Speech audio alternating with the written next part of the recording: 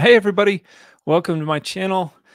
Thanks for being here. I've got a little time this afternoon, and yeah, I thought I would come see how everybody's doing. So if you got any questions, comments, concerns, cheese days, cheese mays, I'm always happy to do what I can to answer them.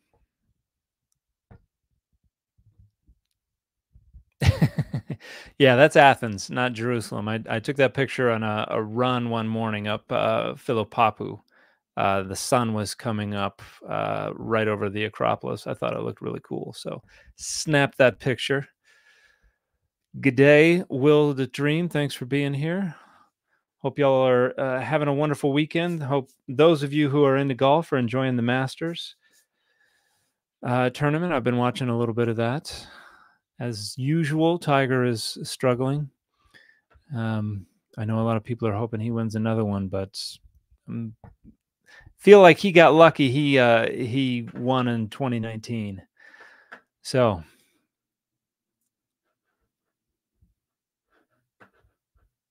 let me know if you got any questions, comments, or concerns. And then I've also got folks. Let me see if they're on my. I have a Discord channel that's connected with my Patreon, patreon.com/MAKLELAN. There's a live stream channel on my Discord that gets priority on all my live streams. What do you say to people who want to hang onto their faith and understand the scriptures the way you do? I would say good luck. That's been a question a lot of people have been struggling with for a long time, and I'm not my own experiences and perspectives are very different from most people's when it comes to that, but that's also out of bounds for my social media content. I don't talk about how I reconcile faith and scholarship, but a lot of people are happy with holding those things in tension. A lot of people try to reconcile them.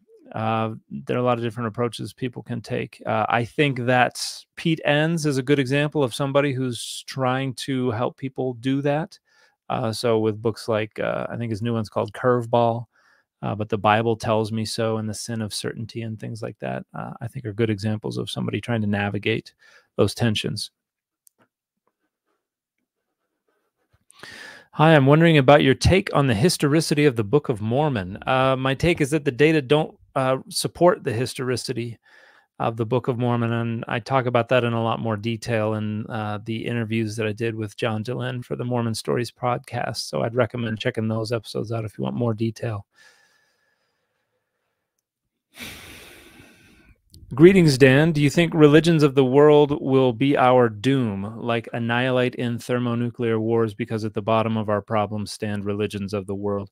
I disagree that religions of the world stand at the bottom of our problems. Identity politics stand at the bottom of our problems, and access to power and resources stand at the bottom of our problems. Religion is just one of the ways that people rationalize and package and present those things, but they're not the governing forces. What is the scholarly consensus on the Lot's daughters story? Is it about permissibility of breaking social norms in service to God? No, it is a way to say that these two people groups that we don't like are descended from incest. So it's just a burn on the other people of the world. Didymus, thank you so much for the question. What are some arguments against divine agency Christology that you've heard? Pretty much all the arguments for divine identity Christology. And they usually come down to what I think are pretty simple and brittle dichotomies. The argument is usually that God is the creator of all things. Jesus is either on the created side of that or the creator side of that. So either Jesus is part of that thing, all things that were created, or Jesus is part of the creator. And I think that's problematic for a number of reasons. It's taking way too literally the rhetoric about all things that we find in the Bible. It also reduces all of divinity down to God exhausting the category of divinity, which is something that we don't see until much later in the history of early Christianity. And it's just, it tries to use these binaries as shoehorns. But in my paper, let's see, what's it called? Cognitive Perspectives on Early Christology, which you can get to through my link tree. I talk about Richard Bauckham as the kind of main presenter, articulator of the consensus view regarding divine identity Christology, and then critique it. What did early church fathers think of the shape of the earth, flat or spherical? I think they were still probably on something much closer to a flat earth model, although there were scientists, people, philosophers doing experiments that were demonstrating something closer to a spherical model, but I don't think it was particularly widespread. So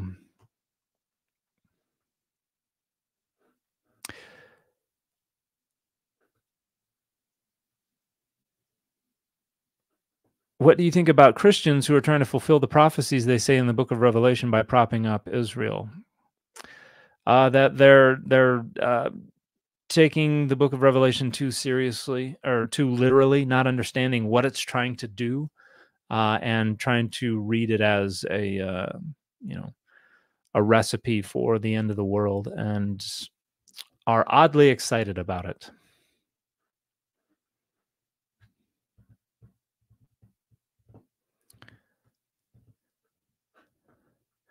If there's one true God, why are there so many religions? Well, that's a theological question, but I would say, what demonstrates that there's one true God? That's a dogma. That's something that I don't think is supported by the data. It's not even supported by the Bible, really.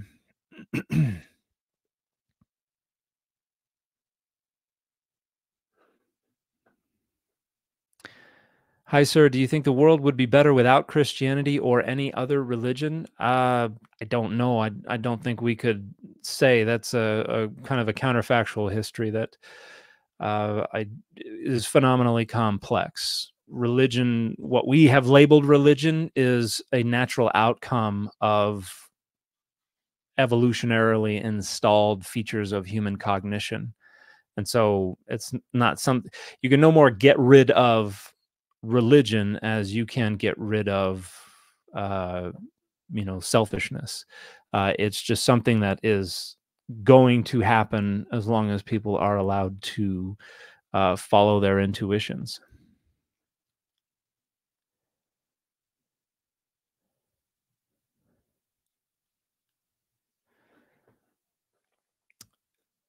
Hi, Joshua. How can someone understand that there are errors in the Bible and yet still be a Christian? How does this not shake their faith?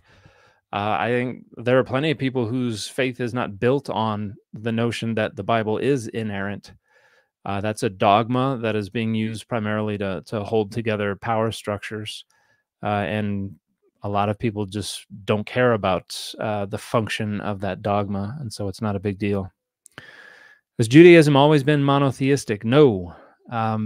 Judaism, and there comes a point when we go back in time where we're not really talking about Judaism as we understand it. When we're talking about the ideologies of Judeans or of Judahites or of Israelites, so it's but the further you go back, the less or the more distant from the concept of monotheism you get. But next month, I'm going to be participating in a conference at Brown University with several other scholars that will be arguing that monotheism is not an analytically useful word for anything in the Bible, or even in the centuries after the Bible.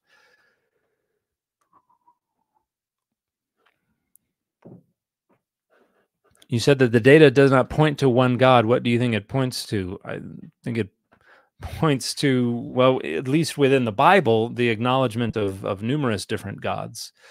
And I've been arguing that for over a decade. And again, I'm going to be participating in a conference soon that we'll talk about that.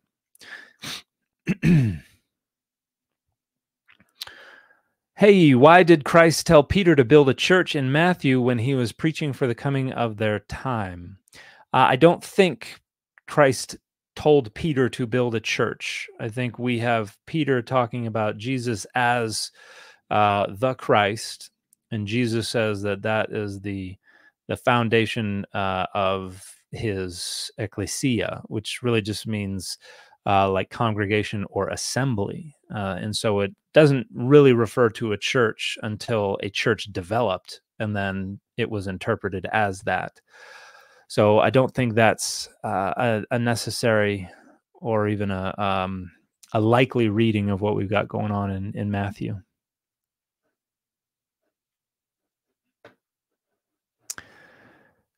Hi, Dan. If there's no inherent meaning in a text, how do we understand the myths before the Hebrew Bible?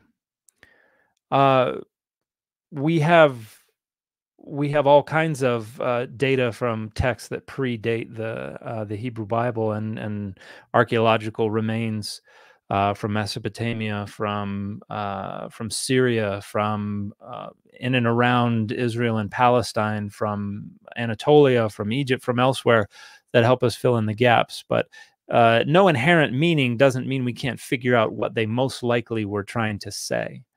All we have to do is understand how they used the words they were using, what kind of agreements they had regarding the relationships between certain linguistic expressions and certain semantic content. And while that's something that is very complex and takes a lot of time to build up, we've got lots and lots of data. So there are examples of things that where we may never know, probably will never know exactly what they were trying to say, but the majority of things, it's not incredibly difficult to figure out what they were most likely trying to say. But that doesn't mean the text has inherent meaning. It just means that we have enough data to be able to decode what meaning resulted in that given linguistic expression.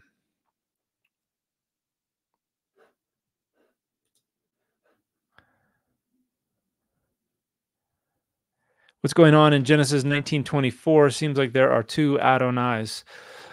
No, I think it's Adonai rained down fire and brimstone from Adonai out of heaven. I mean, the narrators frequently have God speaking in the third person about themselves. But let me just pull it up.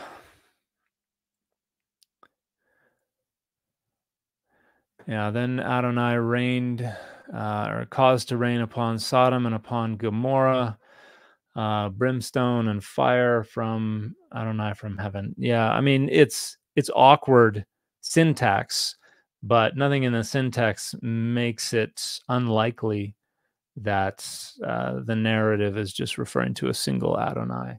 But there's been a lot of rabbinic and other discussions about that, and even Christians want to read the Trinity into that, which is nonsensical.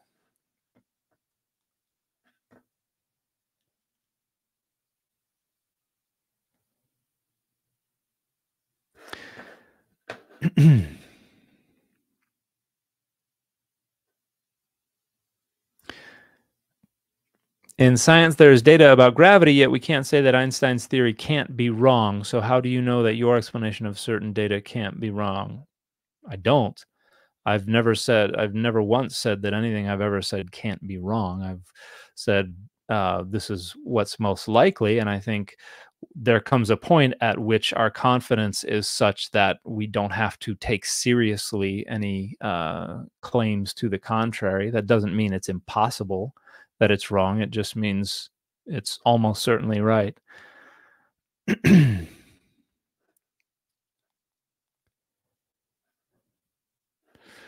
early Christians thought that other gods existed, did that think they were more or less powerful than angels? Well, angels were considered gods for an awful long time. I think they just figured they were about the same as angels. In fact, the gods become demoted to angelic status within probably pre-exilic Greco-Roman period Judaism.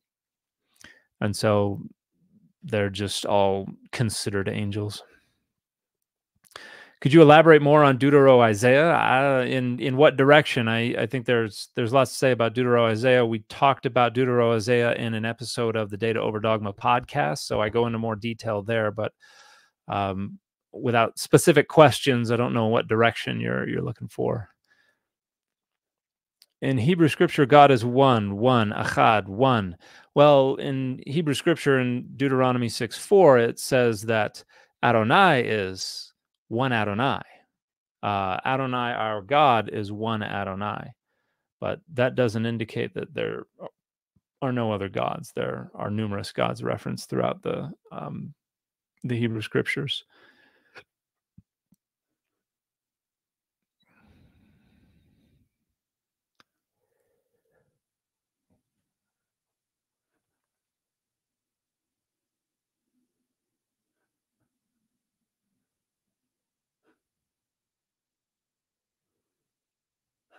Is there any data to support Jesus being married to Mary Magdalene?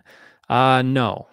That's just speculation. We have some particularly Gnostic texts where it's kind of hinted at or stated that they're soulmates or something like that, but those are not taken seriously as reflections of the historical circumstances on the ground. So no, there are no data that point in that direction.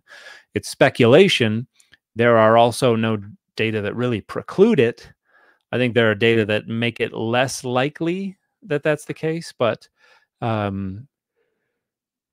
it's something worth, exploring. Is the Trinity in the Bible? That's an easy one. No, at least not the Trinity as Christians have understood it since Nicaea. Which is, by the way, I've seen people talk about how Nicaea didn't create the Trinity. Yes, it did. It did not create the notion that Jesus was God, but what it did was come up with an explanation for how Jesus is God. And when people talk about the Trinity, they are talking about a very specific conceptual framework for how Jesus is God. And that framework was invented at Nicaea when they came up with the concept of homoousios and decided to articulate it that way and decided to have everybody sign on the dotted line. Prior to Nicaea, no, they didn't use homoousios to talk about Jesus's relationship with God. Philip Marshall North says, hey, Dan, in addition to treating univocality and inerrancy as axiomatic, do you think part of the problem is that people are making a category mistake when arguing about the Bible? Probably.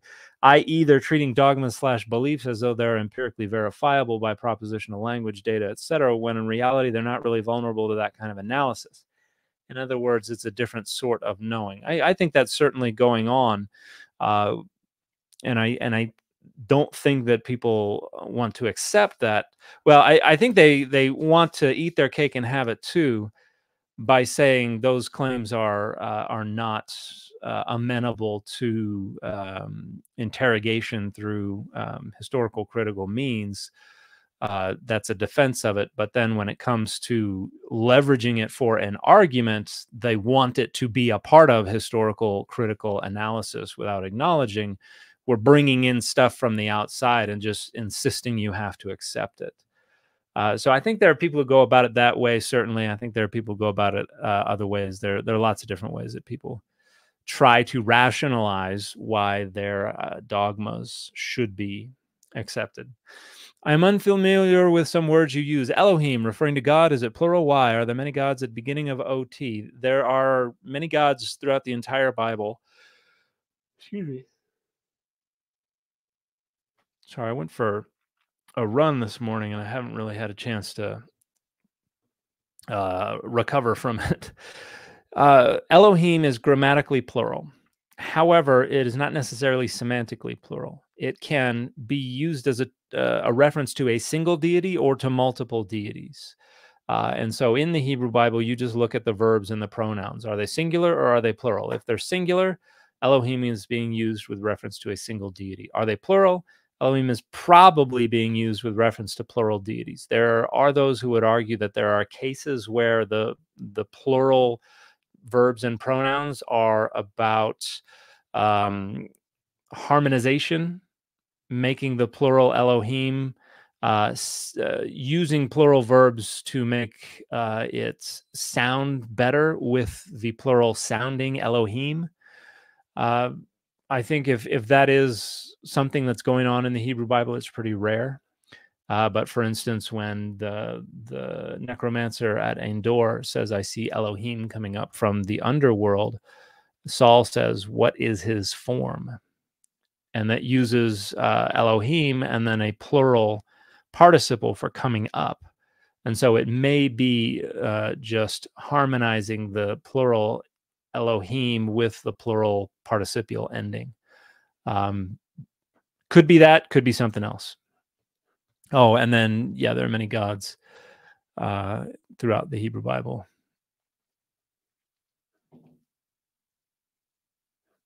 Not sure if you've mentioned this before, but can you speak to the historicity or lack thereof of the story of Sodom and Gomorrah? There are no data whatsoever that support the historicity of the story of Sodom and Gomorrah. At best, you could say there was a conflagration at some point that may have inspired someone to come up with the story the way it exists in Genesis 19.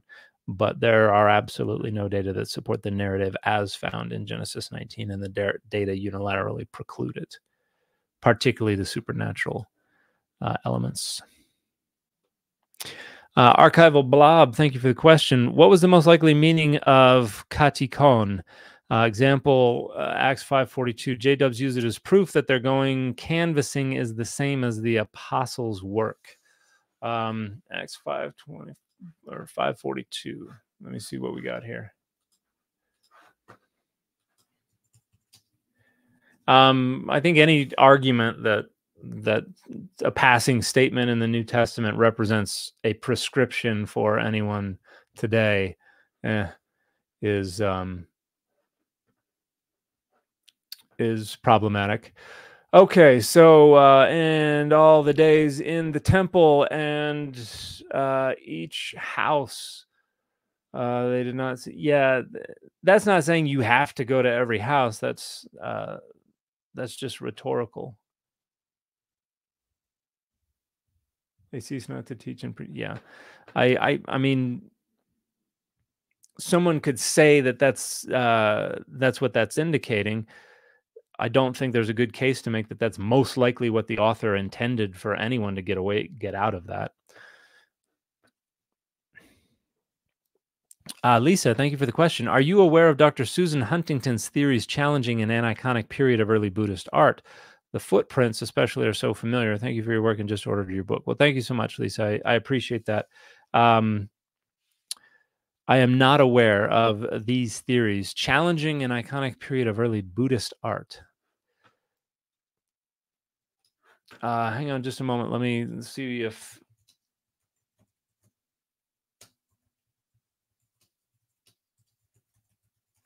see if I can pull something up here. Okay, look, it sounds like it's pretty old. There's a 1990 article on it. Absence of anthropomorphic representations of the historical Buddha and the earliest surviving Buddhist art. So it sounds like...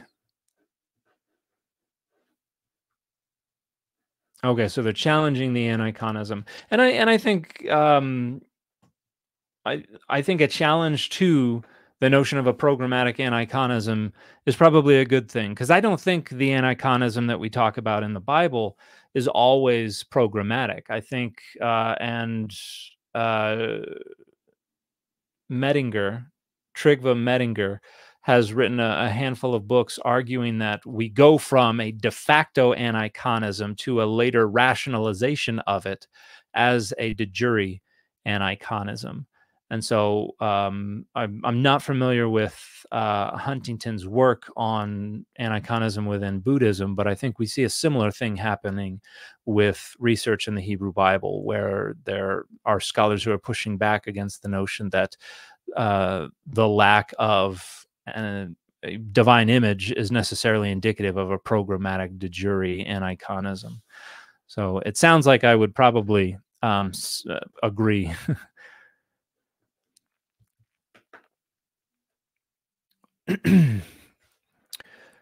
Question: thoughts on Azazel in Leviticus 16, and if this is a polytheistic hangover or not? I think it's certainly drawing. Well, okay, two things. First, I'm not really a fan of the notion of, or I'm not a fan of referring to stuff as polytheistic if we're not going to refer to it as monotheistic. I don't think they would have organized their understanding of things anciently around that binary. The question of how many gods any given person thinks exist, I don't think would have mattered to anybody back then. And so I wouldn't call it polytheistic. I would just say they recognize the existence of many gods. And it's not a hangover because they still recognize the existence of many gods when Leviticus was being composed. So I don't think it's a hangover. I think it is a vestige of, or I think it is a reflection of a notion that the periphery of civilization, the uninhabitable wilderness, is the habitation of malevolent divine forces and forces of divine chaos, and Azazel is probably being viewed as one of those. So I think it is an active part of their non-monotheistic worldview.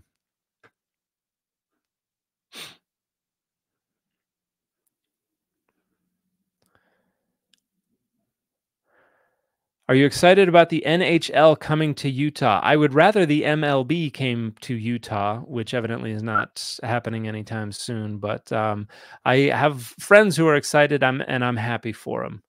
But it's been a long time since I've cared about the NHL.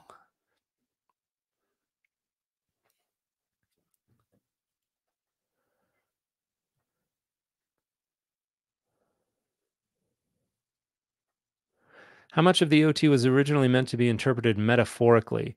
I don't think there's a strict binary or dichotomy between literal and metaphorical. I think there are a few different dimensions to what's going on, or some of it is certainly probably intended to be read metaphorically, but some of it is figurative in different ways. Some of it is typological. Some of it is being used for a lot of different things. I think a lot of it that is intended to be read as history is probably reshaped history that is intended to support certain power structures and things like that. But yeah, I don't know that I'd be able to put anything like a percentage on that.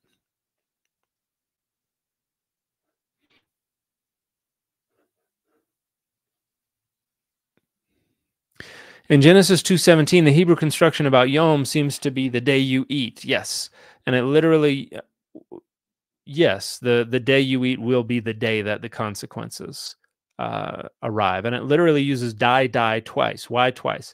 It's called a paronomastic infinitive. And it was a way to emphasize the certainty with which a given consequence was going to happen. And so they have the infinitive absolute, mote at the beginning, and then you have tamut following that, which is the second masculine singular call, finite form of the verbal root mote. And this is found in a number of Semitic languages. And so it's basically saying you are certainly, without a doubt, definitely gonna die. And that construction occurs 13 times in the Hebrew Bible, and every time it refers to literal physical death. So the most likely reading of Genesis 2:17, and by most likely I mean there's not really a case to make for any other reading, is the day you eat the apple, you're gonna die. And that simply does not happen. And there are many scholars who acknowledge that whatever you make of it not happening, it doesn't happen.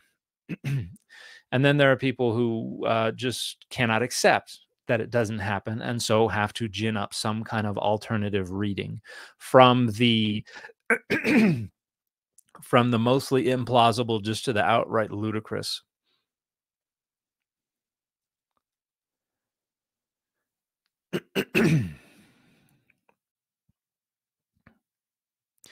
When was the notion of Trinity, multiple gods, man, God, become spliced into Christian theology? I think once you start looking at the New Testament, as authoritative scripture, and then putting it together and trying to understand the text of the New Testament univocally, I think you have to start trying to understand how it can be that Jesus could be both God and not God. And so you basically got to square the circle. And so you're just coming up with some kind of explanation for why the circle is square. And, you know, they came up with different ways to argue why the circle can be square. And it's not until Nicaea in 325 CE that they land on something that they have enough political clout to enforce. And so you just get little refinements of it at Constantinople, at Chalcedon, and so on. Okay, Simone Bat-Yochai. Hi, Dan. I've started, but very much not finished reading your book. Thank you so much. I hope you enjoy it. Do Isaiah 10:5, Assyria, rod of my anger, and other passages in the 8th century prophets describing similar things point to an expansion of the domain of the Israelite God, that the deity can use other nations for divine purposes? This seems to blur the boundaries of national cult while also problematizing the relationship between cult and national defense military success. I think there are two different domains that are in view. One is the domain of the heavens, where the divine council is located, and the other is the earthly domain. And God is understood as the leader of the divine council in the heavens, and so superior to the gods and has authority over the gods. I think the notion that Assyria is a tool in Adonai's hands is a rationalization that I think at least, yeah, I think is a rationalization that is coming after the fact, probably after the fact of Assyria's destruction of the northern kingdom in 722 BCE. I'd have to look at what scholars say about the dating of Isaiah 10:5. But I think that they certainly recognize that the other deities have purview within their own nations, but that doesn't necessarily complicate the rhetorical idea that God can manipulate the gods of the other nations, or even the nations themselves. The Exodus is an example of Adonai judging the gods of the other nation. But if you're destroyed by another country, you've got to find some way to rationalize how that could have happened while maintaining the sovereignty of your deity. And one of the main ways to do that was to just say, oh, well, our God let this happen, or our God orchestrated this, or our God abandoned us because we were evil. There are lots of different ways to rationalize it. And I also don't think that it all has to be harmonizable, that it all has to be reconcilable. You could have someone acknowledging that other nations are controlled by other deities, and then on the other side of the text, still argue that God is manipulating the other nations and or their deities. Because people do that all the time. Even today, when people talk about power structures, they will contradict themselves all day long if that's what's necessary in order to preserve the structures of power that they need. But I'd love to hear what you think about my book, and thank you for reading. Philip asks again, given that the world has conspicuously failed to end, have you gone back and dunked on any of the social media creators who are spreading fear-mongering eclipse-related content? I have not. I don't know that there would be much purpose in that, and the dunking on folks is not really the point of what I'm doing. So yeah, I have no reason to do that. And you know, the folks who want to maintain those perspectives are going to do that irrespective. Being dunked on is not going to disincentivize them. What's up? I need you to lower my...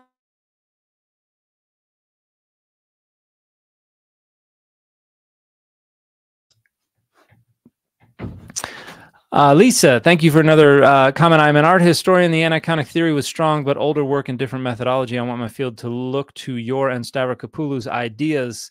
some items are uncanny. I'm sure there are lots of overlap, and in my book I talk about how a lot of the representations of deity are consistent, or at least related, across societal boundaries, and even across great geographic distances, because they result from the interaction of ground up intuitive cognitive frameworks and top down social ecologies. So I think that would be an incredible thing to explore. RK, thank you so much for the question. Can you explain the development of the kingdoms of Israel and Judea? Did one adopt Adonai worship from the other? Did they develop separately or no? Most scholars would say they developed separately. Exactly how they developed is still being debated, but most scholars would say that that Israel, the northern kingdom of Israel, was first and was the strongest of the two until their destruction in 722 BCE. Southern kingdom of Judah probably pops up around somewhere around the 10th century, from 1000 BCE to 900 BCE, somewhere in there. Some scholars think that it was probably folks from the northern kingdom, maybe David, who could not take over the throne in the north, and so went south and managed to take over the whatever city state was in control down there by conquering Jerusalem, and then ginned up a second kingdom, even though initially it was just a dynasty, the Davidic dynasty, the House of David. And so, yeah, the notion of a united monarchy is not accepted as historical by the overwhelming majority of scholars. And so the fact that Jerusalem and the southern kingdom of Judah seems to be worshiping Adonai, and their kings have Yahwistic theophoric elements in their names, I think would point to their origins ultimately in the northern kingdom in one way or another. Simone asked, follow-up question, do we have other examples of the kinds of religious rationalizations that follow the Assyrian and Babylonian conquests? A lot of textbooks repeat what looks like a commonplace that other cults disappeared with the defeat of their deity or assimilated into, example, the cult of Marduk, as that appears to be a commonplace. I'm suspicious. CF, all the untrue ones that often come from places like Kittle. The kinds of religious rationalizations that follow the Assyrian and Babylonian conquest. Which specific rationalizations? Other cults disappeared with the defeat of their deity or assimilated into. I mean, you have, there's a rationalization of a defeat in the Mesha inscription, where Mesha says that the Omride dynasty was allowed to afflict Moab many days. In other words, subject them to vassalage. And it says because Chemosh was angry with his land, which is the same rationalization that we find in like the Deuteronomistic literature, for instance, that Adonai was angry with their people, and that's why they allowed these other kingdoms to come in and punish them. The assumption of divine punishment for national sins. Yeah, we see that all over the place. You see, that's one of the main rationalizations that you find for a national defeat at the hands of another nation. And you see it in Mesopotamia, for instance, where they talk about the gods abandoning their temple because the people were being naughty for whatever reason. The reasons are different from time to time, but yeah, absolutely, that rationalization was very common. Quackshot. Hi, Dan. With the Arizona Coyotes moving to Utah next year, will you become a hockey fan? Unlikely. And what do you want the name to be? I haven't even thought about that. I'm sure there are going to be a lot of different ideas, but I imagine they probably already have something in mind. For my serious question, though, do you think Bathsheba's story is an apology of Solomon and that Solomon was not a son of David? I think it's probably likely that Solomon was not a son of David, and that's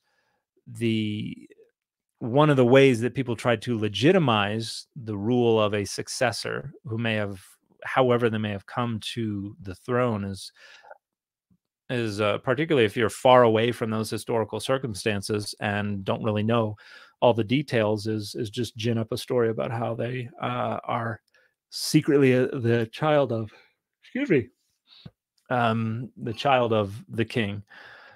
So it wouldn't surprise me. It's certainly the case with the lineage of Israel that Abraham, Isaac, and Jacob probably had no relationship, but were written into a single lineage in order to kind of consolidate all these different groups under one family.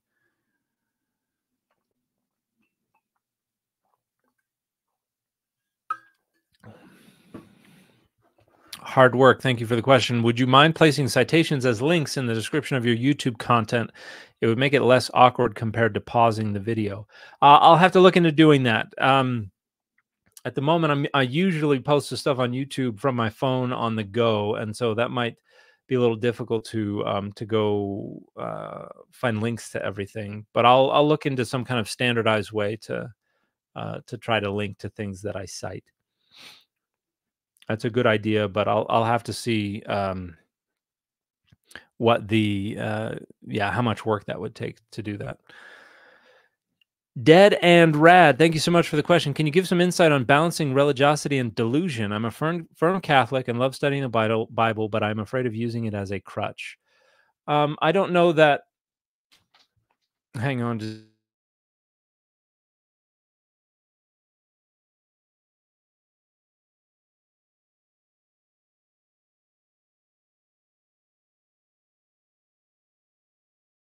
Okay, you're going to have to excuse me for just a minute. I got to go help somebody pump up a bike tire real quick. I will be back momentarily.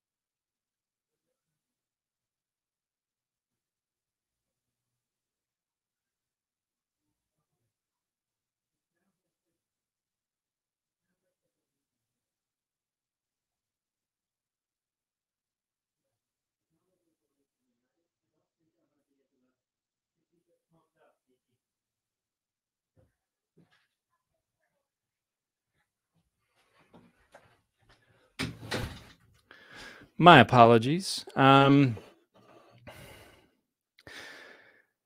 Okay. Balancing religiosity and delusion. I don't know if I would talk about getting carried away with dogmas about the Bible as a delusion. I think that is a pejorative way to dismiss religiosity and the different ways it's manifested. But I would say if you're trying to ground yourself in a historical or critical approach to the Bible and build your interpretations of the Bible on that foundation, I think you're going to be pretty safe. But excuse me, I did an episode with Neil Van Leeuwen on the Data Over Dogma podcast, where we talked about his new book, which I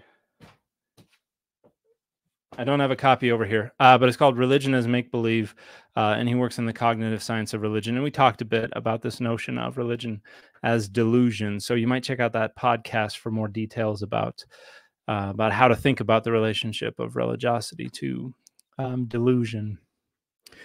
Hoan, thank you so much for the question. I love your videos. Do you believe in the resurrection or second coming? Do you hold a belief in God? And if so, what does that look like for you? All that I say on my social media content, because this is not a channel about how I live my religion. This is a channel about scholarship. All I say is that I'm an active member of the Church of Jesus Christ of Latter-day Saints, and I don't go into any more detail than that. And I'm sorry to disappoint. Philip asks, have any of the deities apart from the conflated Adonai El in circulation in Southwest Asia during the biblical period found their way into any modern religions, or do they only exist as demoted angels in Christianity? I'm sure there are some neo versions of some of these deities, but not restored or recovered by some other route other than just from Judaism or Christianity, from the biblical witness. But I'm sure there are folks who consider themselves storm deity worshippers of like Baal or something like that, but not through some other route, not something that has been that has been protected under the surface and is being recovered. I think it's just people going through the way those deities are represented in the Bible.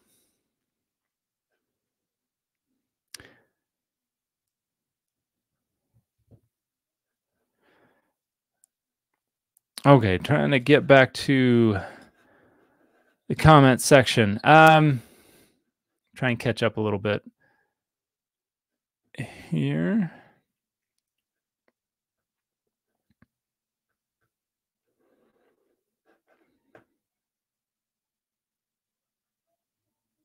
Okay, sorry. My daughter's playing with a neighbor out front, and I just wanted to make sure that was laughter and not crying.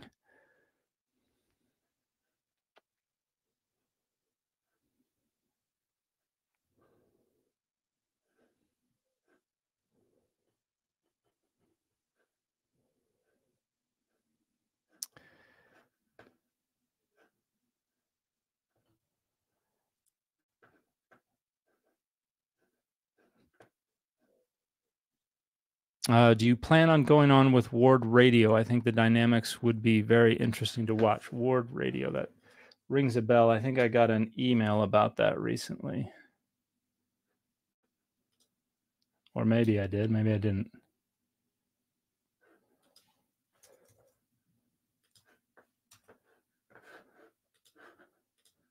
I've been getting a lot of requests recently, but I'm trying to finish my I've got 2 books to finish by the end of this month, and then a conference that I'm presenting in the first week of next month that I'm also organizing. So I've been asking folks who are making requests to come back later in May.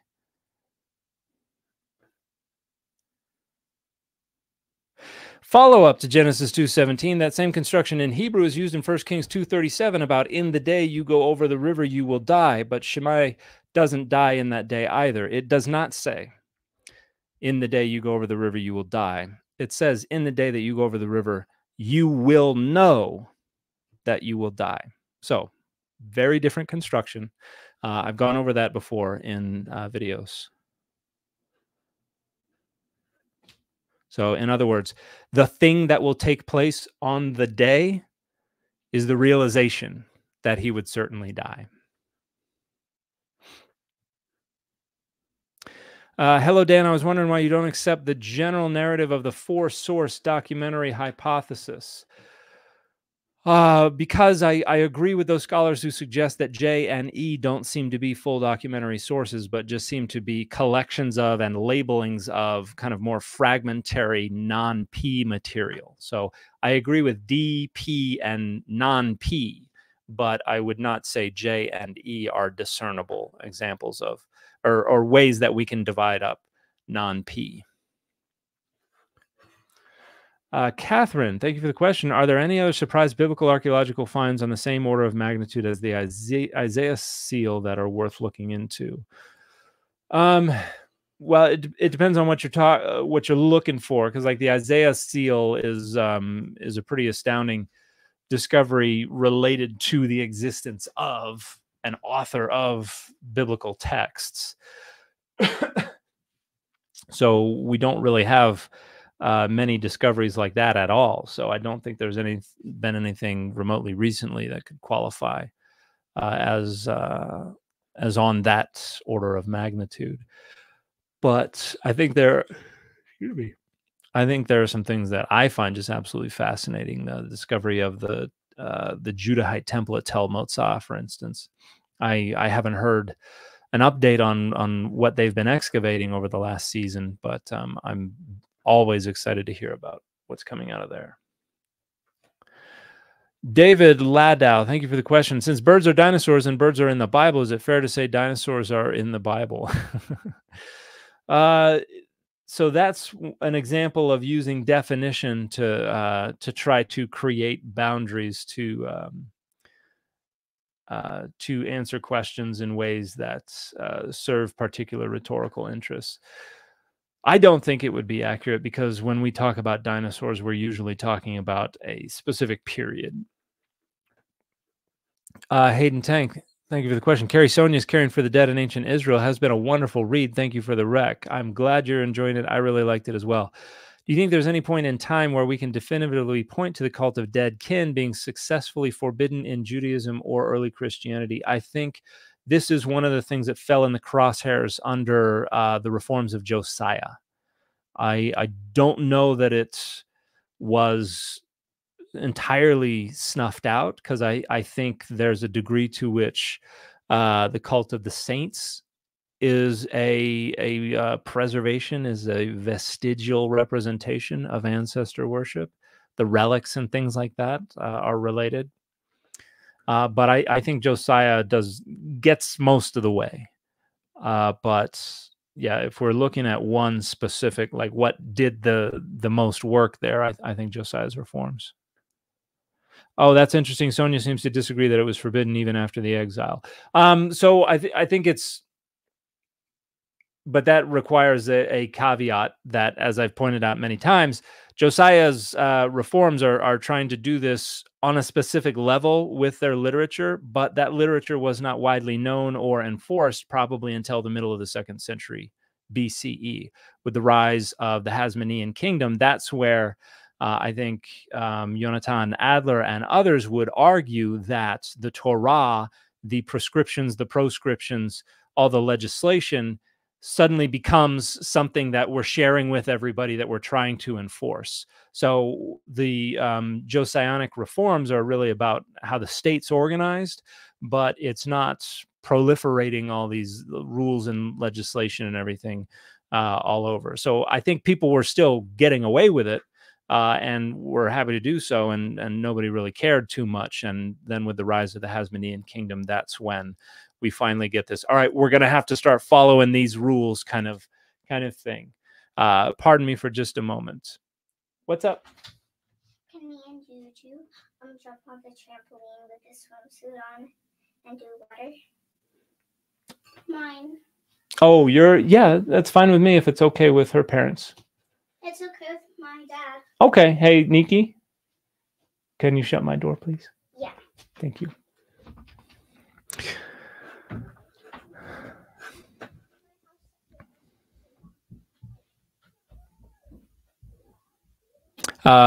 Colin Jennings asks, would you recommend Bart Ehrman's Heaven and Hell? I would always recommend anything that Bart writes. I think there's always going to be a lot of good data. I think to the degree that Bart suggests there is no example of any concept of eternal conscious torment anywhere in the New Testament, I would disagree with that. I think that is something that develops within Greco-Roman period Judaism and is manifested in the New Testament. So I would say for more technical discussions, Mark Finney's book, and I don't remember the whole title. Give me just a second.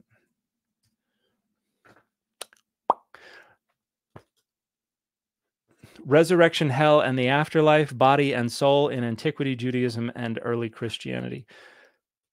I think that's going to be the best discussion and the most thorough discussion. Another text is a chapter in an edited volume called Jesus in Continuum, and the chapter is called Jesus and Hell by Heikki Räisänen. It talks about the 3 different concepts of postmortem divine punishment that we find in the New Testament.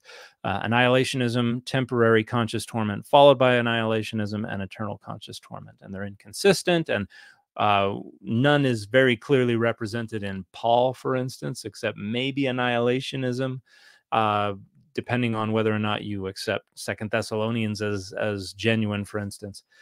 So But I would disagree with Bart regarding the existence of eternal conscious torment in the New Testament. Stephen Hennessy, Dan, you inspired me to go back to college to study religion and theology. Well, I'm flattered and humbled. I hope you really enjoy that process. I know lots of people think that's very important stuff to study, and I would agree with them. So thank you for letting me know, and I hope you really enjoy it.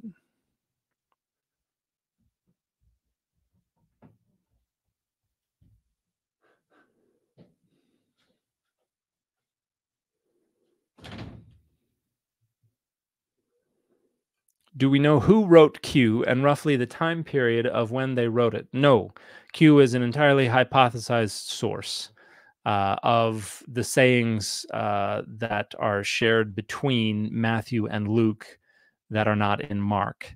So it's hypothesized, and we would have no idea. There are people who speculate, but before Matthew and Luke, maybe before Mark, probably before Mark, but yeah, we can't narrow it down.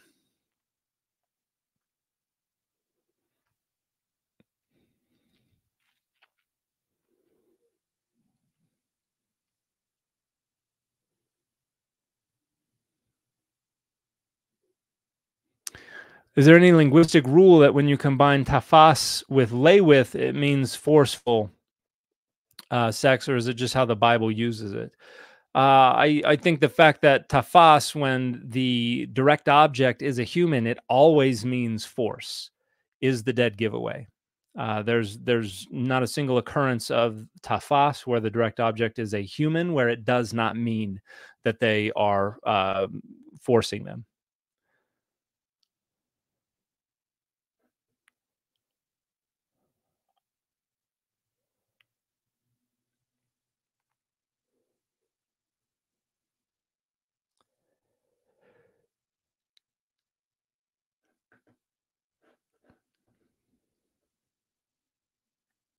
Hey, Dan, is the number 666 really about the Roman Emperor Nero? That's the academic consensus. It seems to be gematria for Nero Kaiser, or Neron Kaiser, transliterated from the Greek into Hebrew. And I agree with that. That makes the most sense of the text. There was an idea that was in circulation, and we see it popping up for centuries after Revelation was written, that Nero had either escaped death, faked his death, or would be coming back from the dead, and was, going and making deals with the Parthians so that they could come back and take over Rome. So the notion that Nero was going to come back and take things back over, and then show those Christians what's what, was something that would have had a large rhetorical impact. So that's what's probably going on in Revelation. Do you believe that people of color are cursed? Absolutely not. This is a genuine question as I've learned more about Mormonism. That was a long ago, that was something that was taught pretty widespread within Mormonism from leaders and lay members of the church. It was something that was rejected long ago, but because religious communities are pluriform, there are still a lot of people who think that there's truth to it. But I outright reject and mock and condemn any such notion. Is 666 about Hadrian? I don't think so.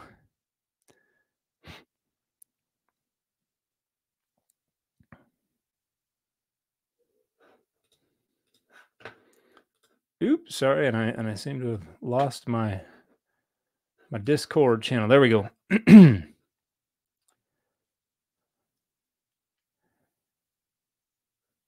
Do you have any good books on the relationship between Platonism / Greek philosophy and the development of Christianity? There is a good discussion. Normally these days, that discussion is really addressing individual, like, constituent elements and questions about it. But the one thing that I would say is the one book that I think discusses it, even if it's a little outdated. There's a book by a guy named Edwin Hatch from 1970 called The Influence of Greek Ideas on Christianity.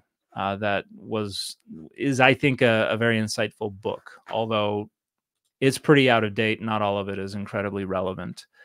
but I would check that out.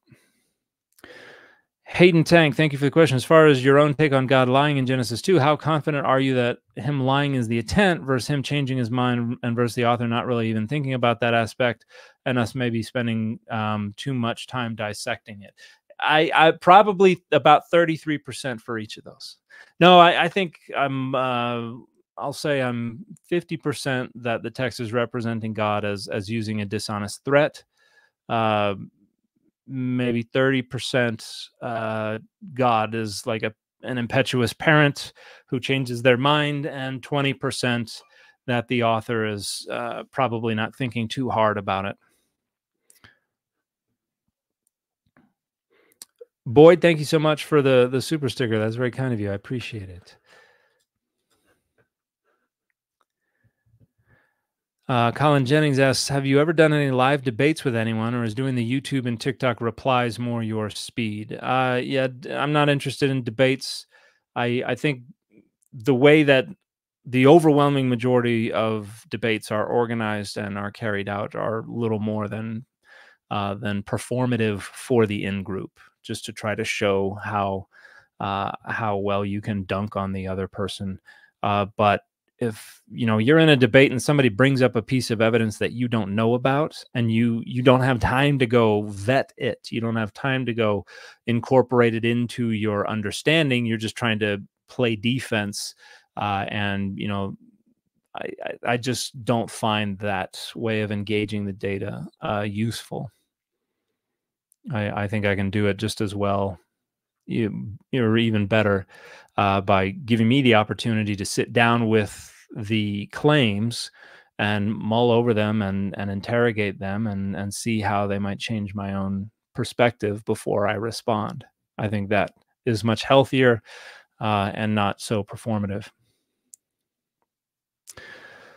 Here's one for you. I pointed someone to the fourth commandment to point out that the yom of creation must mean a literal day. Here was his response. Certainly it uses the phrase in 6 days, but that's very different, and it brings us back to those interpretive questions.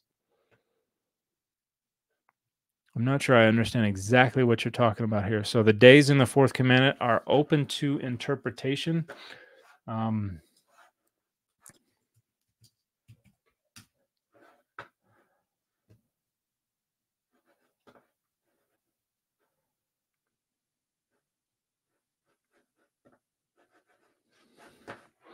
I'm not sure I understand the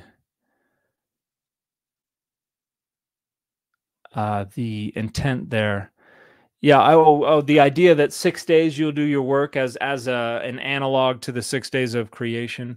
I don't think that's actually definitive evidence that the 6 days of creation are understood as 6 literal days. But I think the way that the text tells the story is clear enough that it talks about evening, it talks about morning, and that's how it's labeling days. So I think I think the story itself is clear enough.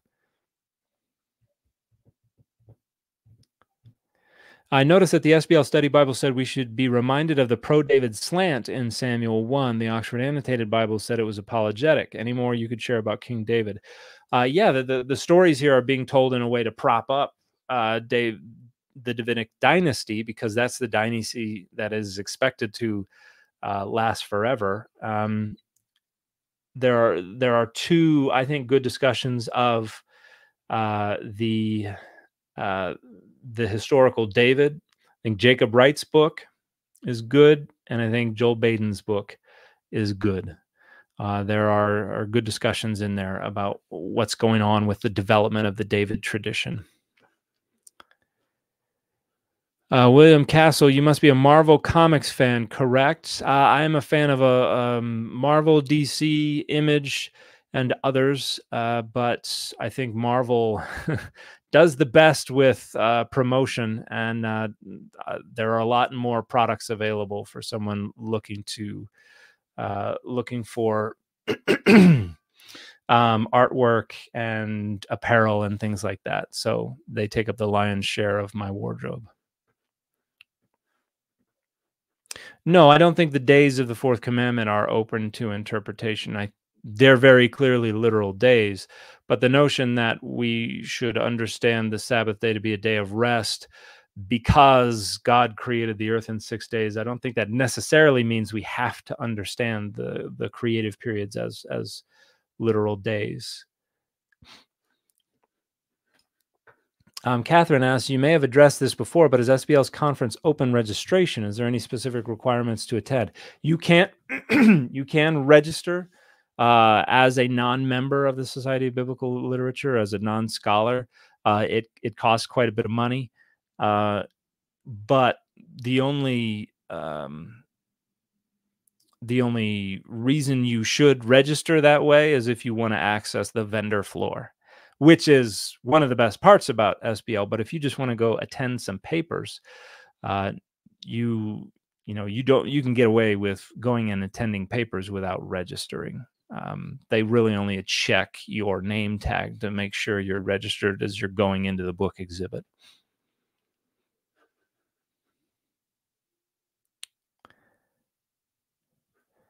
Sorry to bother you again, but it really seems with Yom the action is on the eating, not the dying. Yes, Yom is delineating the period in which the eating occurs.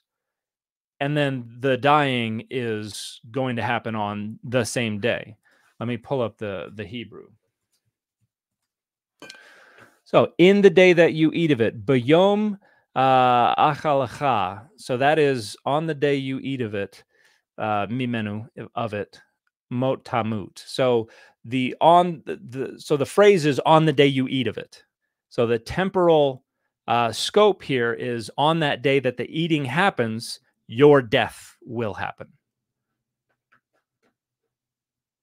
Don't forget Aristotelian influences. I have an excellent book to recommend if you care. I'm interested in that book. Yeah, certainly the Platonic school of philosophy became the most influential for Christianity. And in fact, a lot of people would argue that the reason Plato is so well known and so popular today is precisely because Christianity adopted an overwhelmingly Platonic worldview.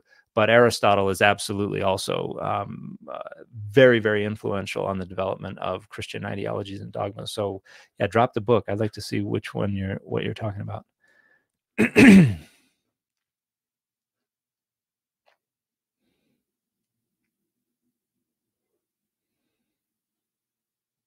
Yes, but Ehrman debates just fine, and it's not about playing defense.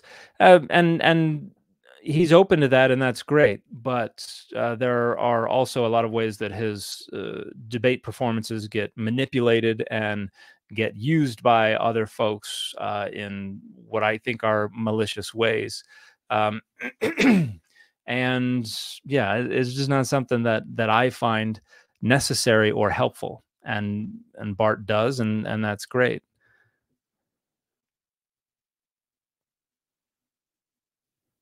Is Leviticus 20:13, the verse about homosexuality, a mistranslation for pedophilia? It is not.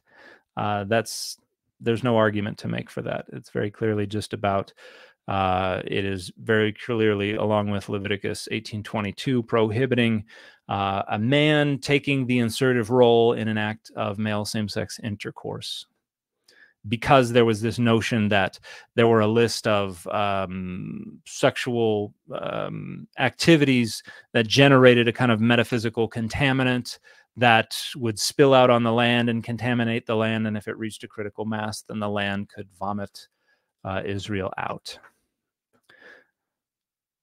And the reasoning behind why it would create that contaminant, why it was wrong, is based on a few different ideas, but the main one is this hierarchy, social hierarchy of domination, that sexual agency flowed downhill in that hierarchy. And so to take a man who was supposed to be at the pinnacle of the hierarchy and put him in a sexually submissive position was to violate that hierarchy, and that was a no-no.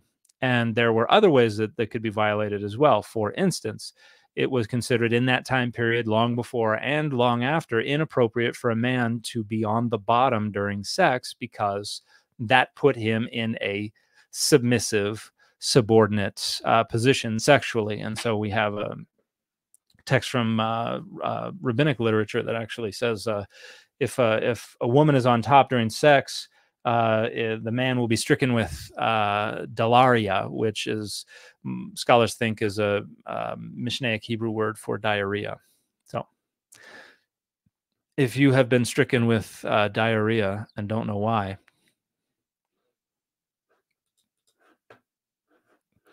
hard work. Thank you for Mark Edwards, Aristotle, and early Christian thought. That rings a bell. Book by Mark Edwards. Where did this is a new book, isn't it? 2019, new-ish. Okay, Aristotle and early Christian thought. Do I have this book?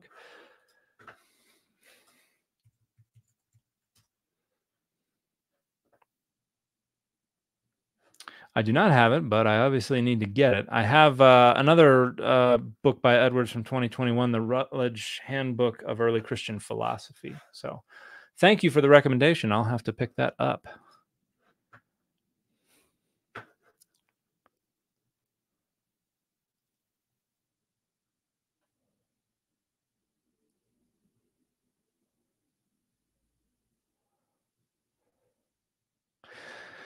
In Psalm 82, why did Adonai have the unilateral authority to judge the other gods and cast them off of the council? Because Adonai had been conflated much earlier with El or Elyon, the Most High, and was the ruler over the divine council. So I have a paper called The God's Complaint, Psalm 82 as a psalm of complaint, where I explain what I think is going on in Psalm 82, and you can access that paper through my link tree. But I think I make a pretty strong case for what's going on there.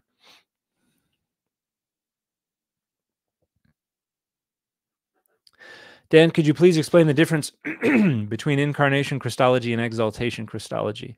An incarnation Christology is a Christology that sees Jesus's divinity as something that predates his birth, that Jesus is pre-existed as some divine entity who is then incarnated in the person of Jesus. An exaltation Christology is a Christology that sees Jesus's divinity as something accomplished by Jesus's exaltation during life. In other words, Jesus was not born divine. Jesus, at his baptism, at his transfiguration, at his resurrection, some point along the way becomes exalted to divinity.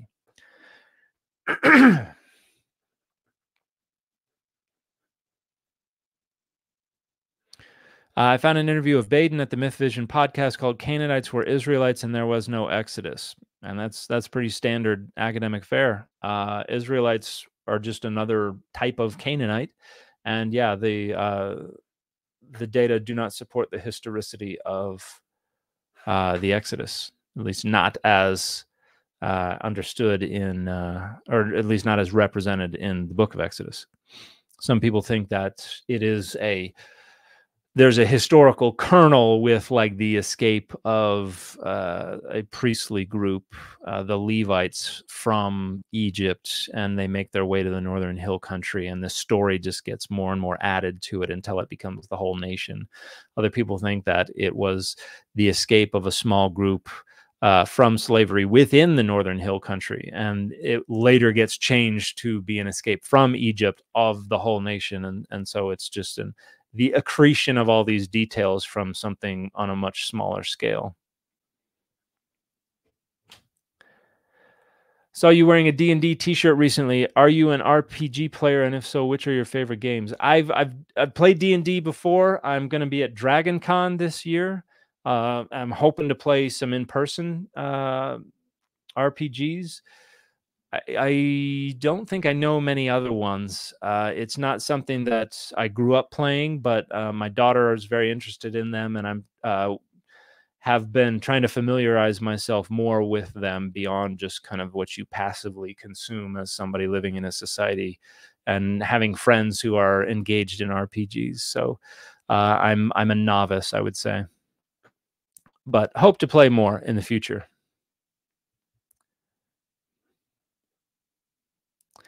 Do you have any criticism of Michael Heiser's work? Rest in peace. Absolutely. Mike was, I consider him a friend, although we were on opposite ends of the spectrum when it came to a lot of political, social issues.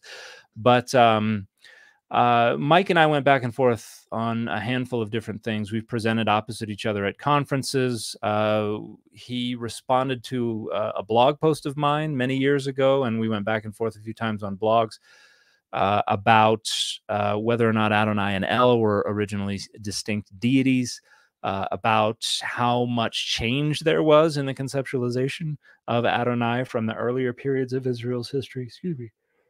Down to the later periods of Israel's history. So yeah, I think I disagreed with him on a number of things.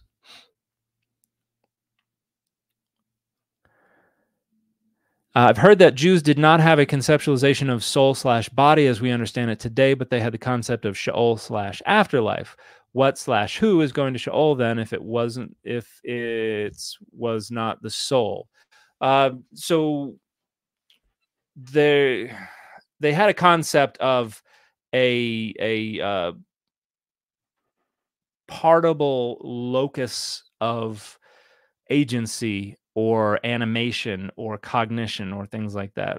Spirit, soul, however you want to translate it. It's not exactly identical to what we talk about today, but a great book that is an open access book you can get for free by Richard Steiner, and it is called Disembodied Souls, the Nephesh in Israel, and Kindred Spirits in the Ancient Near East. And so let me just share screen.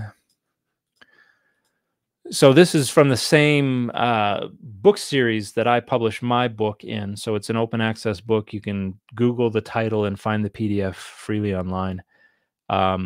And yeah, I think this makes a good case that they did have a concept of souls that is a little closer to what we understand than what a lot of people would have traditionally said. The Smart Fool, thank you so much for the question. You see Gnostic Informant video, NT Scholars Fail with Richard Miller vid. They criticized you and other scholars and implied dishonesty on your part and not knowing information. I did not see that, so I don't have any thoughts that I could offer. I don't know what kind of dishonesty they're talking about or not knowing information, but it sounds like it may be something to do with mythicism. That's usually where Gnostic Informant tends not to agree with me. And if that's the case, then I don't really have any interest in trying to relitigate those old tired claims. I've been over that before in the past, but I'll check it out and see if it happens to be about something other than a mythicist take.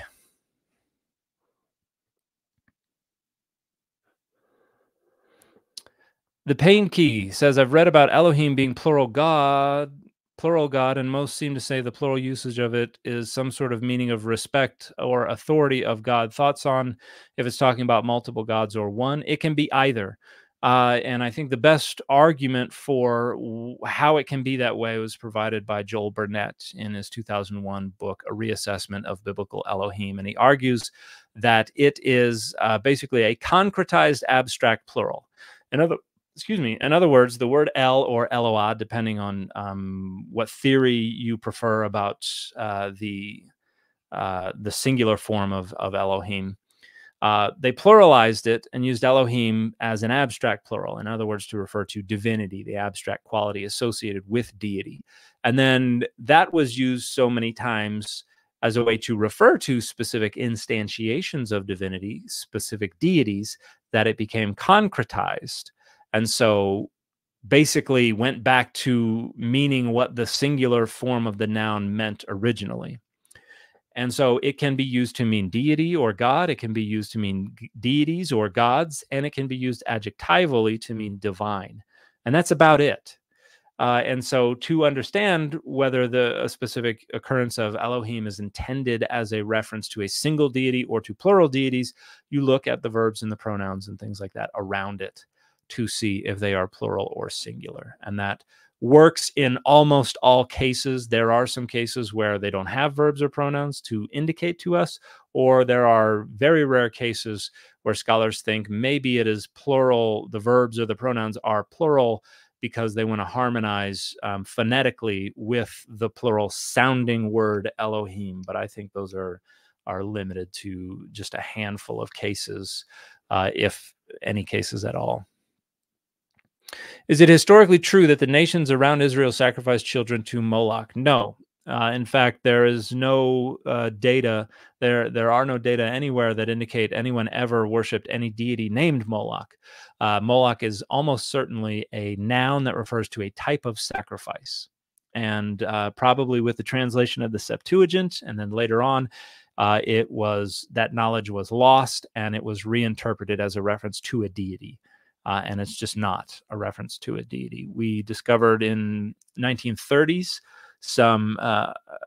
a whole bunch of child sacrifices in Carthage, and there were a bunch of inscriptions in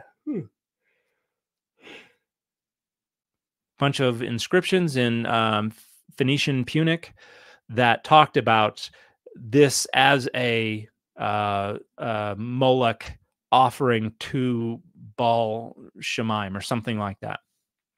Meaning the word Moloch was not a reference to the deity to whom the thing was being sacrificed. The word Moloch is just describing the type of sacrifice that's being offered. And so there's a great book by Heath Durrell called Child Sacrifice in Ancient Israel that goes into great detail about this, that I think is the best description of what's going on there. It's published in 2017.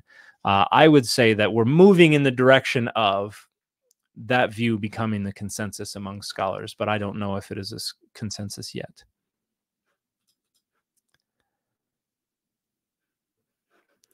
Lisa says, "Thank you for being a public intellectual. You inspire me." Well, thank you so much for saying that. That is very flattering and humbling, and I appreciate it. Benjamin Vandenberg says, "Hey, Dan, I like the academic caliber of your content, but ultimately find it to be kind of faith deconstructing. Would you consider doing some more faith promoting type content?" I frequently talk about why the data don't support some attempts to deconstruct faith, but I'm not doing any of this with a goal either to deconstruct faith or to reconstruct faith. I'm doing it with a goal of combating misinformation, one, and two, increasing public access to the academic study of the Bible and religion. So I don't intentionally create any content in order to do one of the other or the other. Excuse me, I can't get words out right today.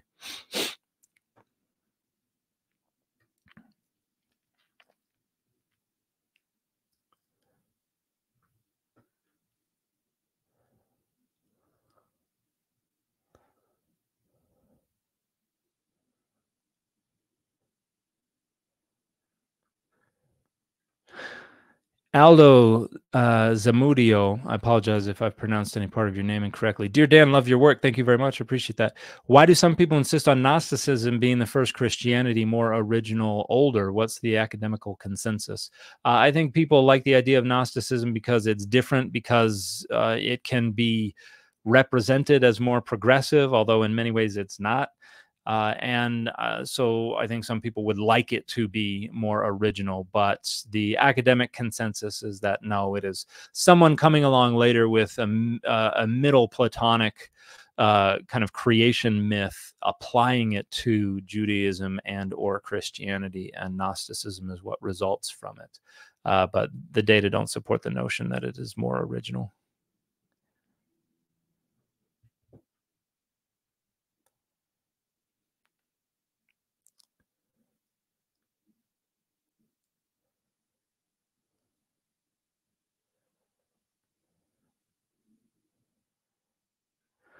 Rashad Jamal, thank you for the question. What field do you specialize in? My dissertation was on critical biblical studies, cognitive linguistics, and the cognitive science of religion. So I would say I specialize in those three broad areas, but there are sub areas within those three approaches that I'm more familiar with than others. I'm really asking if you consider yourself to be a OT scholar as opposed to a NT. I would say that Hebrew Bible is more within my specialization, but I do Septuagint, Second Temple Judaism, and New Testament work. Also, do you view your scholarship as being done in service to the church? No.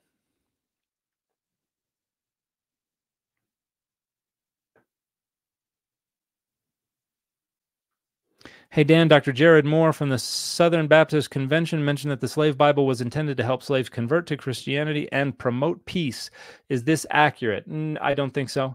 It was intended to facilitate or aid in the conversion and the Christianization of enslaved peoples, but promote peace, I think, would be a very charitable caricature of an attempt to try to avoid revolt. And not because they cared so much about the safety and security of the enslaved peoples as they did about their continued enslavement.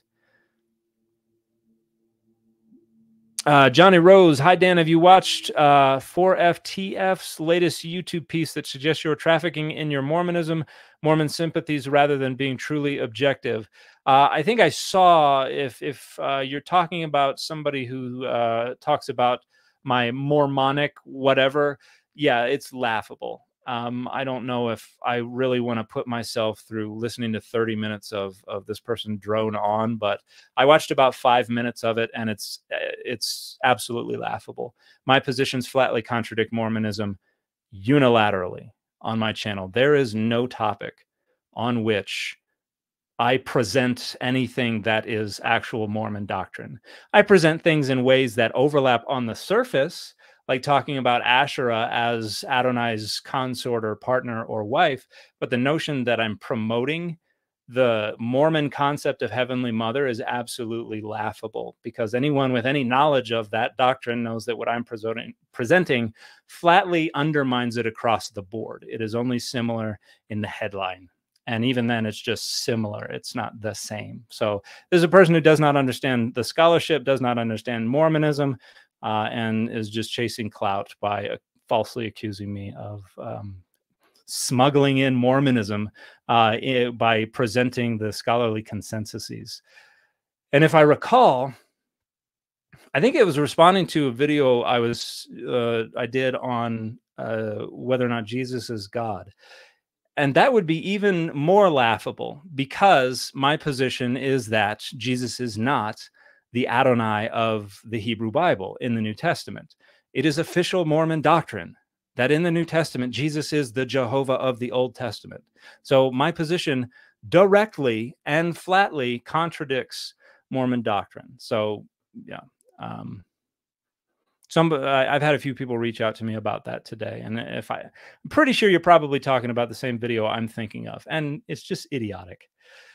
K Polka, thank you so much for the super sticker. I appreciate it. What's today's shirt? Right now I have on my Red Hot Chili Peppers shirt.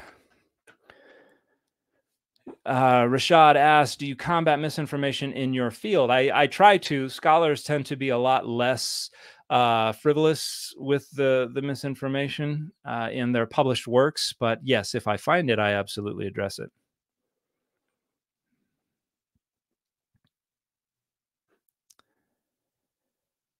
Hey, Dan, will you do a rebuttal to Christian pirate Chris Rosenbrau's video? I think that's what I've been talking about. I don't know if I'll do a rebuttal.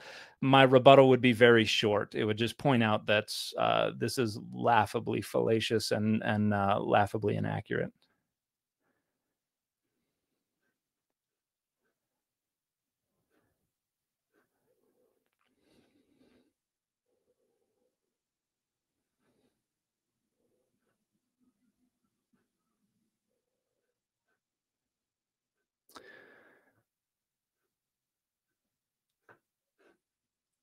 John Hunter's responding to the Pain Key, see the Song of Solomon as pure erotic literature, so the Bible has its own prawn.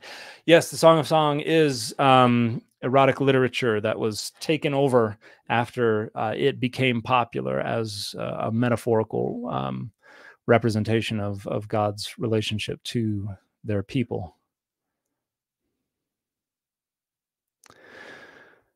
When the Bible and the Hebrew text and such mention afterlife, is it Hades, Sheol, or Gehenna? Probably misspelled that. It is Sheol. Hades and Gehenna are... Hades is an adaptation of the Greek concept, and Gehenna is a Greco-Roman period Jewish innovation. Is it possible the founders of Roman Catholicism didn't know the Ten Commandments since they heavily retained idolatry from the beginning? No, it just means they didn't understand what they were doing to be idolatry. And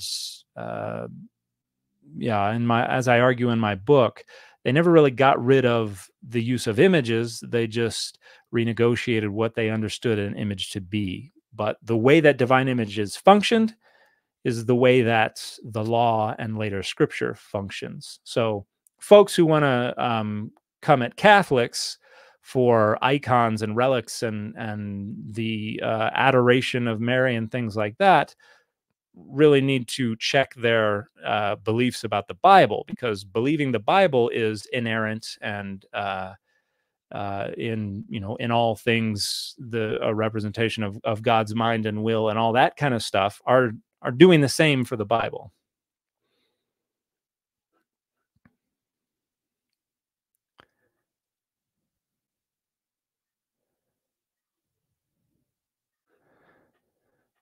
Rashad asks again, Dan, is it okay to say that within your field, there's a mixture of believers and non-believers, and each scholar interprets data according to his or her worldview? It seems almost impossible for one to remain truly objective. Well, it is impossible for anyone to remain truly objective. That's just aspirational. There is no such thing as true objectivity. But yes, it's a mixture of believers and non-believers, and I think they can be plotted on a spectrum from allowing their dogmas to influence or even run their scholarly approaches to rarely allowing their dogmas to influence at all those things. And I think I do try to be on one end of that spectrum, and I think I am usually successful at it, or more successful than not. But yeah, it's a mixed bag. I have not seen episode 5 of X-Men 97. I saw the first 3 episodes, and I've been too busy to catch up. But I've heard things, so I'll have to come back to that question after I've had an opportunity to see it. Ronan of Stag, keep up the great work, Dan. Thank you so much. I appreciate that. Thanks for keeping up the reason and rationality. I am doing my best. I'm glad to hear that you appreciate it. Do you have any thoughts on Jesus mythicism that you haven't brought up yet? I don't know. It's a fringe position. Scholars tend not to think it has much merit.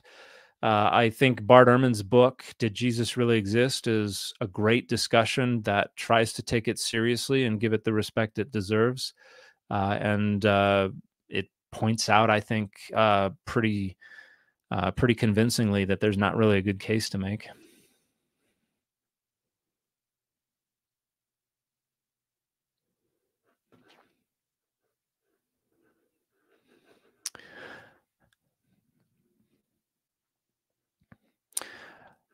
Malcolm says, are you going to do a video on Judah and Tamar? It seems like her actions contradicted sexual prohibitions on Leviticus 20 and Noahide laws. Ignore that prohibition and rationalize it to justify it.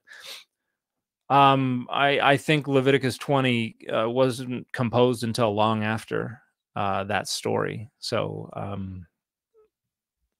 I don't think that anybody really had a problem with it. And I think even within the story, the fact that this was done because Judah was not fulfilling his Levirate obligation overrules whatever impropriety may be associated with the act, which is why Judah acknowledges that she got the better of him.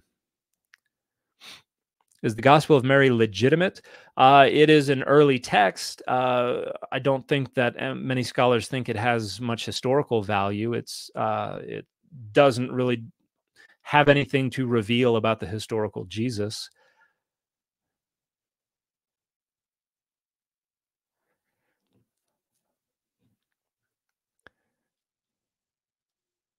There is a scholar that believes the menorah is derived from the Asherah pole. There are a lot of scholars who think that.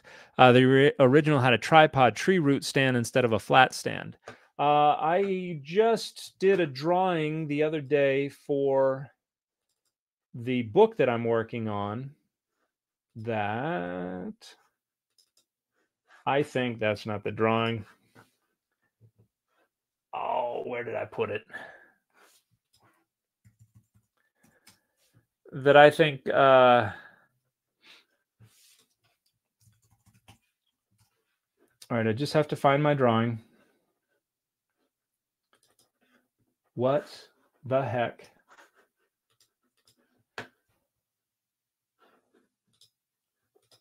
In short, I think there's a strong argument to make that the menorah could be based on a stylized tree that represented the Asherah.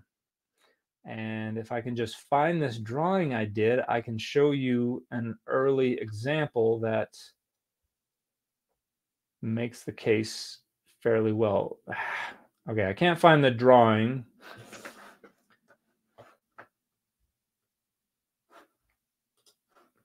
This doesn't make any sense. My drawing didn't just disappear. Okay, well, I'll just have to use a photo instead. I think my drawing is slightly clearer, but gonna have to go with the photo instead.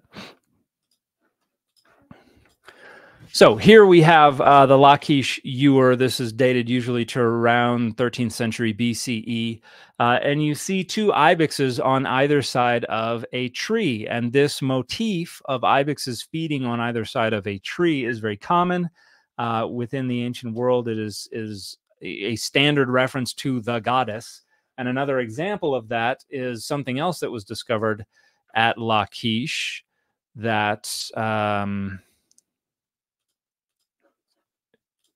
let me just pull this other thing up real quick. This is another piece of pottery from Lachish, but you see two ibexes, but this time they are not feeding on either side of a piece of pizza. They're feeding on either side of what's called a pubic triangle, which is a standardized symbol that refers to a goddess. There are a few different goddesses that could be referred to by this symbol, but they usually were goddesses of fertility, conception, childbirth, child rearing, that kind of stuff. So we have two ibexes feeding on either side of the pubic triangle, pretty clear reference to the goddess. And then with the Lachish ewer, we have two ibexes feeding on either side of a tree. We see other at Kuntilad Rud, Pithos A has two ibexes feeding on either side of a stylized tree. We have the Tanakh cult stand, which shows two ibexes feeding on either side of a tree. Widely understood as a reference to Asherah, but the interesting thing is that this tree bears a striking resemblance to our earliest depictions of the menorah. With the seven ends of the branches.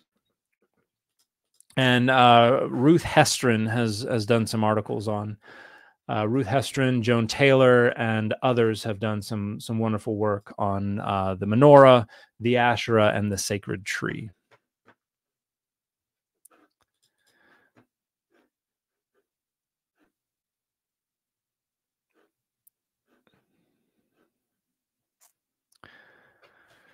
Welsh backgammon, who/what is your yardstick for living a good life? Difficult question, but I think some of the folks that I wish I could be more like are Bob Ross and Mr. Rogers.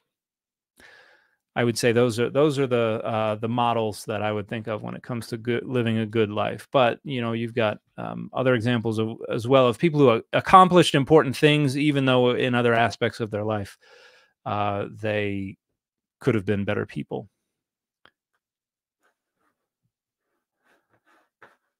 All right, let's see.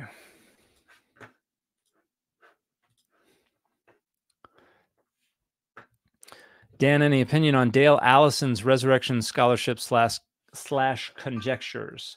If I recall, Allison wrote published a book within the last 5 years on the resurrection of Jesus. Yeah, 2021, which I think makes a pretty strong case that the data don't actually support the historicity of the resurrection. Dale Allison, The Resurrection of Jesus, Apologetics, Polemics, History. So I think in that regard, Allison stands out as being more critical than most believing scholars who engage the question.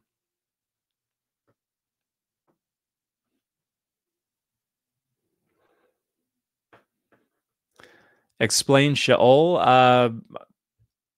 The book I'm writing will talk about that, but I think Chris Hayes' book, A Covenant with Death, Death in the Iron Age 2 and its rhetorical uses in Proto-Isaiah describes and explains Sheol much better than I ever could.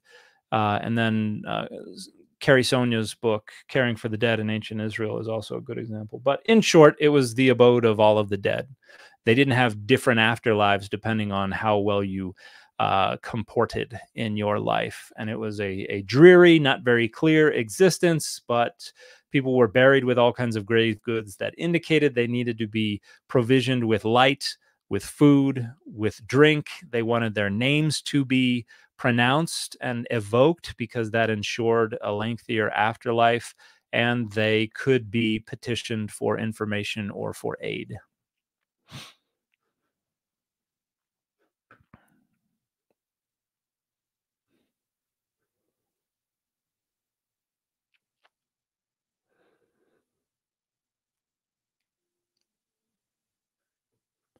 Hey, Dan, love your work. Thank you very much. Just wondering how El Elyon began to eventually become conflated with Adonai. Thanks. My position is that this probably took place somewhere around 1000 BCE, either with a king who decided they wanted to expand their authority and so decided to bring Adonai into their stable of deities and conflate Adonai with El so that they could basically take possession of both cults and both sets of worshipers. Or that's Seth Sanders' view. My position is that someone who was a devotee of Adonai could have acceded to the throne and decided to consolidate rule by conflating Adonai with El. But basically, El is the Northwest Semitic patriarchal high deity. Adonai came into the pantheon as the second tier Northwest Semitic storm deity, basically taking over Baal's divine profile. And then the two were conflated at one point. Like I said, I imagine somewhere around 1000 BCE.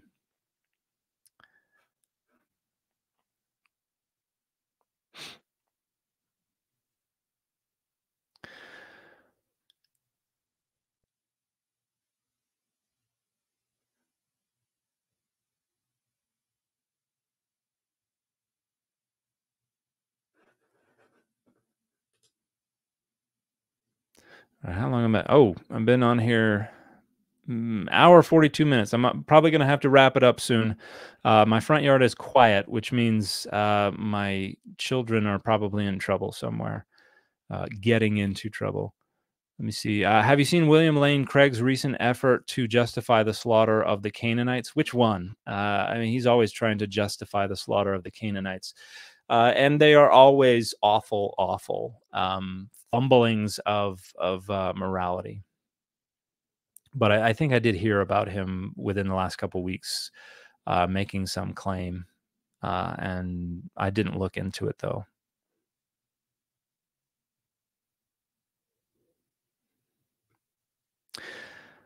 Seven Miller, I'm glad you're so smart. Great, Dan. Can you teach me about CERN? Maybe that hell isn't real. How come just know everything, Dan?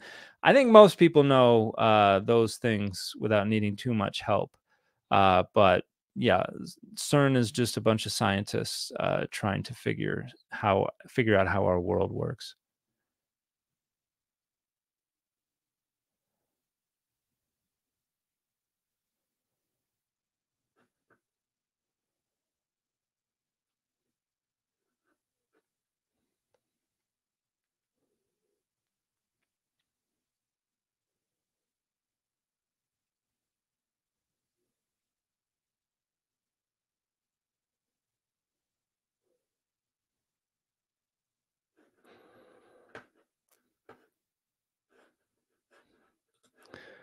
Oh, shoot.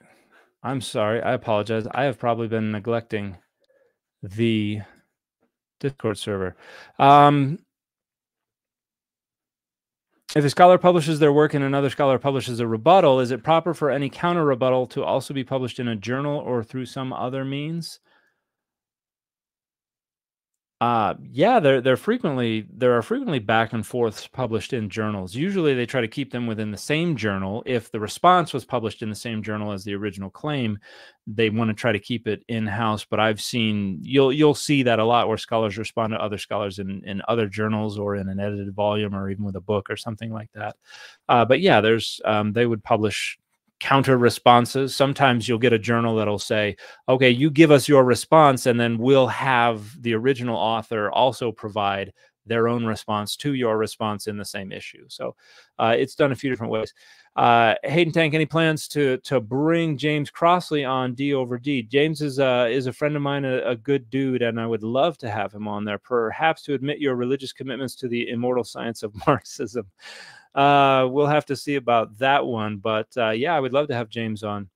Is there any basis for hypothesizing a Jewish Gnosticism these days? I was under the impression that that wasn't really supported anymore. Yeah, I'm probably not. But when I think of Gnosticism, I think of there's a book called As a Driven Leaf that I read as an undergrad that I really, really enjoyed. And if I recall, it talks about Jewish Gnosticism in there a little bit, but that book's from decades ago. And so I mentioned Jewish Gnosticism just because I know that it's been talked about in the past. But you're probably right. My representation there was out of date. Hayden Tank, which scholar do you think is doing the most exciting work in each of Hebrew Bible, Second Temple Judaism, and New Testament studies? That's difficult to say. New Testament studies, there's a lot of cool stuff going on, but and here's where I'm being put on the spot, and so I'm forgetting the names. If I don't have a list of names that I've repeated numerous times in videos, it's hard for me to come up with them, which is why I did so awfully when I tried out for Jeopardy. Yeah, I don't know if I could name names right now, but I think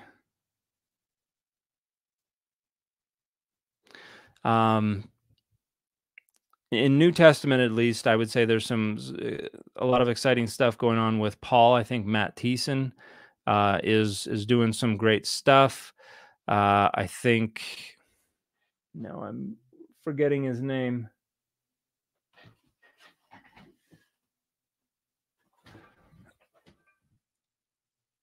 Yeah, no, I've forgotten his name. I think I appreciate pretty much everything that my doctoral supervisor, Francesca Stavrokopoulou, does. She's done a lot of great work with the body, with death, with God's body. So God and Anatomy is a wonderful book. I think there's a lot of cool stuff. There's a cool book that came out recently. An edited volume called Israel's Scriptures in Early Christian Writings, the Use of the Old Testament in the New. That's a pretty big book. I haven't gotten through a fraction of it yet, but this is a pretty cool book. Jason Staples and Tobolowsky have done some good stuff with the 12 tribes of Israel, the development of that tradition. Oh, gosh. Yeah, too much too much stuff, and I'm blanking on names, unfortunately.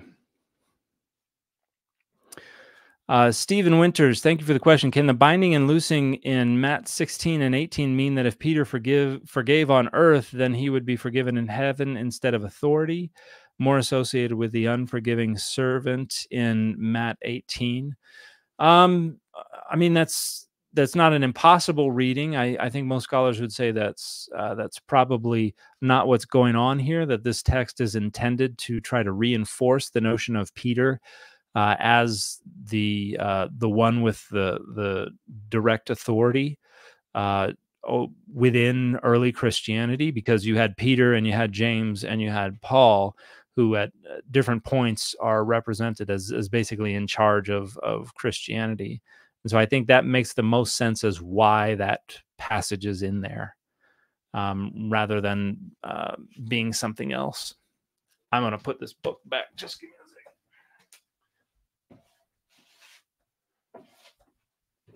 Oh, and also Seth Sanders is doing great stuff with the Pentateuch, and then Omar Sergi is doing great work on the origins of Israel. So this book is called The Two Houses of Israel, State Formation and the Origins of Pan-Israelite Identity. And it's a pretty technical book, but I've really been enjoying this book.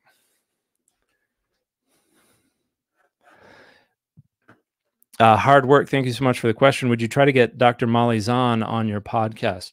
Yeah, I'd love to have Molly Zahn come on, particularly talk about genres in Dead Sea Scrolls and things like that. I would love to talk with her. But I have a list of people that have already said they'd be interested that I need to try to get to, but because I've been so busy with so many other things, I have not had the opportunity. So as soon as I'm done with both my books and my conference, I'm gonna try to lay low for a while and not commit to too much stuff so that I can catch up with all these other things.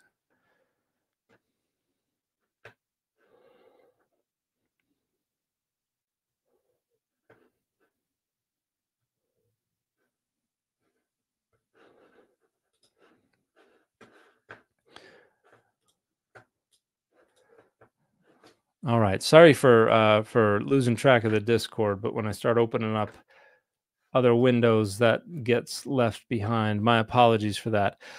Okay, I'm gonna have to go.